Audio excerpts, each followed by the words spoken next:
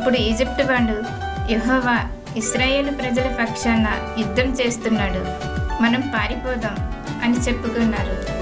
అప్పుడు యెహోవా మోషేతో ఇలా అన్నాడు, నీ చెయ్యి సముద్రం మీద చాపు. వెంటనే మోషే చెయ్యి సముద్రం మీద చాపాడు.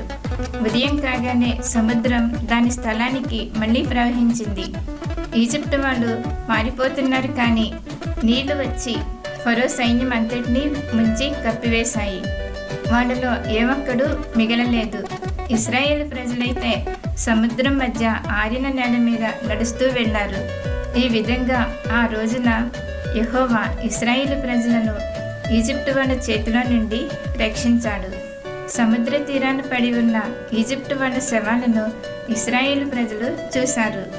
యెహోవా చేసిన ఆ మహాక్రియను చూసి ఇశ్రాయేలు ప్రజలకు యెహోవా మీద భయభక్తులు కలిగాయి.